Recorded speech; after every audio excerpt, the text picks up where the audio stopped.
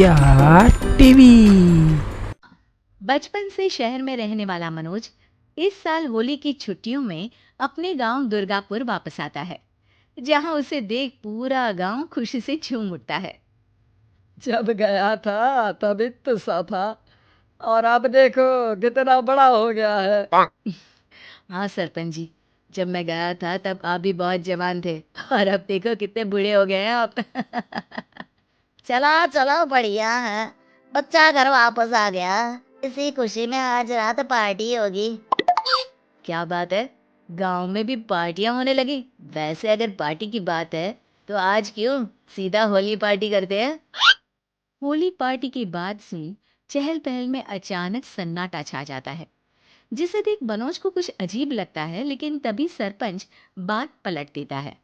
अब बहुत देर हो गई, चलो सब अपने घर चलो, पार्टी के बारे में कल सोचेंगे। मनोज भी मम्मी पापा के साथ घर आ जाता है, पर होली पार्टी और उस पर पूरे गांव की खामोशी वाली बात अभी तक उसके जहन से निकलती नहीं।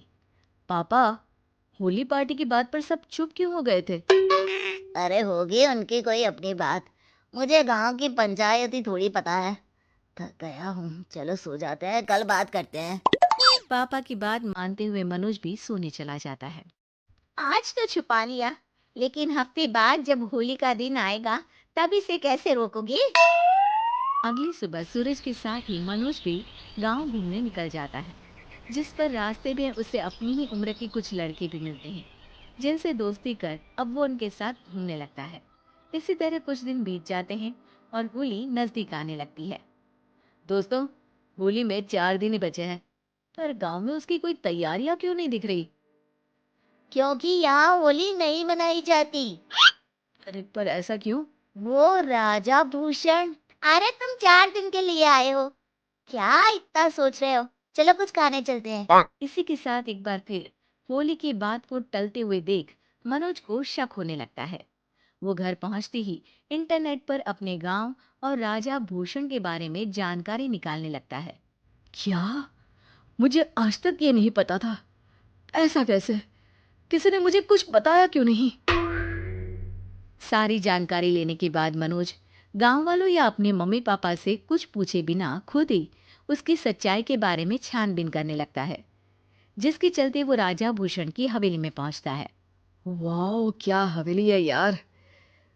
पर क्या यहाँ सच में कोई भूत है? हेलो भूत जी, कोई है क्या? हम इस साल गांव में होली सेलिब्रेट कर रहे हैं, क्या आप उस पर थोड़ा इंटरव्यू देंगे? मनोज के ऐसा बोलते ही गांव में तूफान उठ जाता है और हवेली में रखी सारी चीजें हिलने लगती है। एक अदृश्य शक्ति मनोज को धक्का देकर हवेली से बाहर निकाल दरवाजा बंद कर लेती है। ये सब देख मनोज हैरान रह जाता है। क्या अभी मुझे हवा ने धक्का देकर बाहर निकाल दिया? मेरे होते हुए इस गांव में कभी होली नहीं बन सकती, इसलिए दोबारा ऐसी कोशिश भी मत करना, अंजाम बुरा होगा। आवाज सुन मनोज हैरानी से इधर उधर देखने लगता है, पर उसे कोई दिखाई नहीं देता।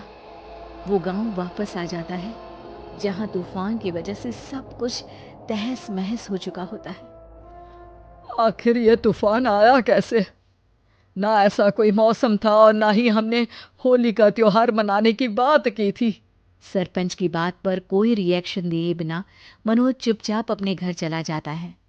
इस तरह देखते ही देखते होली का दिन भी आ जाता है और मनोज रंग लेकर गांव में निकल जाता है, लेकिन गांव पूरी तरह खाली होता है। अरे त्योहार का दिन है, धूमधाम की जगह मातम क्यों मनाया हुआ है? मनोज की आवाज सुन सब अपने घर की खिड़कियां खोल के घर के अंदर से ही उसे वापस जाने के लिए कहने लगते हैं, पर वो किसी की नहीं सुनता। तुझे पहले भी समझाया था, अगर होली खेलने की कोशिश भी की तो अच्छा नहीं होगा। अरे बात मान लो बेटा, तुम्हें सच नहीं पता। मुझे सब पता है। सालों पहले इस राजा ने एक अंधविश्वास फैलाया और आप लोग आज तक उसे मानते आ रहे हो। अरे बेटा, जब तुम पैदा भी नहीं हुए थे उससे भी बहुत पहले से इस गांव पर होली का श्राप है।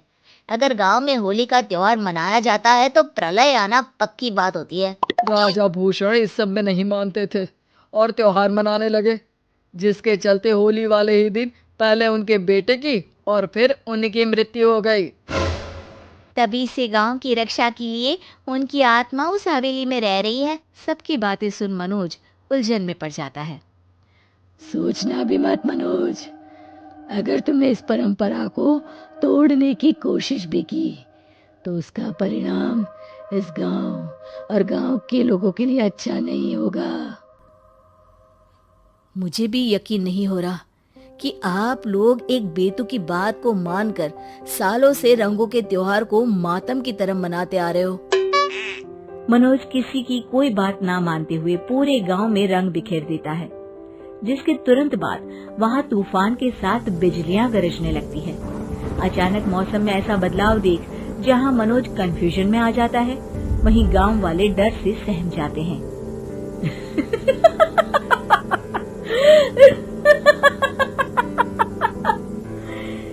इस लड़के ने हमारे जैसे सिर्फ अपने स्वार्थ के लिए नहीं बल्कि पूरे गांव की खुशियों के लिए यहाँ होली मनाई है, जिस वजह से अब इस गांव पर होली का श्राप टूटता है। ऐसा बोलकर राजा का भूत वहां से गायब हो जाता है, जिसके बाद गांव के लोग धूमधाम से होली मनाते हैं। खुशियों के रंग गांव में बिखरे ही होते हैं कि अगली सुबह अचानक मनोज कहीं गायब हो जाता है और एक बार फिर गांव में होली का नया राज शुरू हो जाता है।